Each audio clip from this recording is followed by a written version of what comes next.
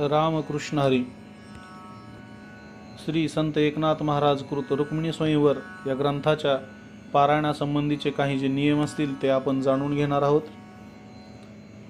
आपण संकल्प केलेल्या पारायण कालावधीमध्ये मांसाहार, मदिरा, निषिद्ध अन्न घेणे वर्ज्य करावे. पारायण कळतेवेळी शुचिर्भूत अवस्थेतच मन स्थिर ठेवून करावे. चौरंगावर नवे वस्त्र अंथरून त्यावर कलश स्थापना करावी. त्यावर भगवान श्रीकृष्णाची कोणत्याही धातूची मूर्ती कोणत्याही धान्याच्या राशीवर ठेवावी.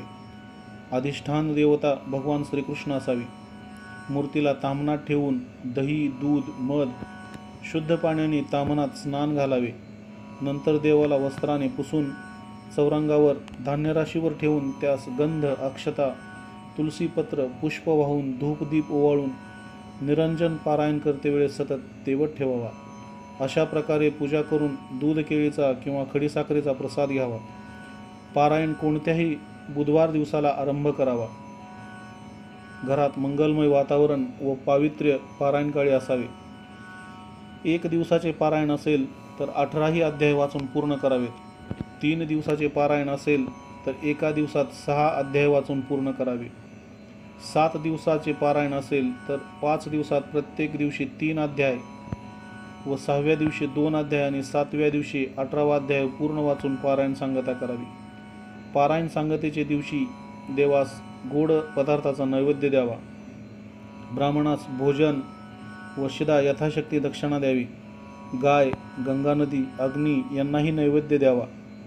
लहान 5 मुलांना गोड पदार्थाचे भोजन द्यावे आणि आपण जो संकल्प केला असेल तो उच्चारून पारायणाची सांगता करावी. अधिष्ठानाची देवता जी कृष्ण भगवंत आहे तिची आरती करून पारायणाची सांगता करावी. आपल्या पारायणाचा संकल्प 1 वेळा, 3 वेळा, 5 वेळा, 11 वेळा, 21 वेळा, 31 वेळा व 108 वेळा जेवढा संकल्प असेल तेवढे पारायण पूर्ण झाल्यानंतर पारायणाची सांगता केली तरी चालेल. प्रत्येक स्त्री पुरुषाच्या जीवनात ऐच्छिक, दृश्य व अदृश्य फलप्राप्तीची नितांत गरज आहे.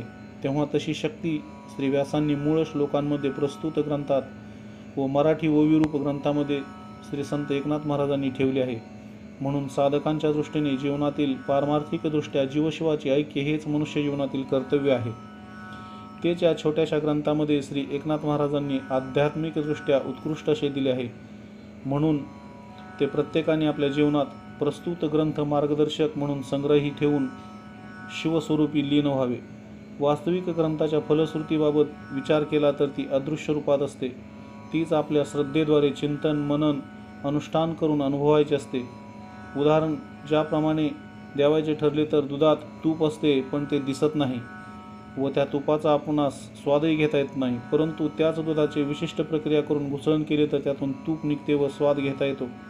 त्याचप्रमाणे ग्रंथाची फलश्रुती ही त्या ग्रंथाच्या शब्दामध्येच असते, परंतु ती तुपासारखी तिला घुसळण करून काढावी लागते. म्हणजेच ते आपल्या श्रद्धा, विश्वास, भावनेने संतरचित ग्रंथाचे वाचन, चिंतन, मनन, ध्यान, अनुष्ठान केले असता त्याचे फळ जीवनात प्राप्त होते. म्हणून तशा फलश्रुत्या प्रस्तुत ग्रंथामध्ये श्री एकनाथ महाराजांनी दिल्या आहेत. तेव्हा ग्रंथाचे विधियुक्त श्रद्धेने वाचन, मनन, अनुष्ठान करून प्रत्येकाने त्याचा अनुभव घ्यावा हीच भगवान श्रीकृष्णचरणी नम्र प्रार्थना. रामकृष्ण हरी.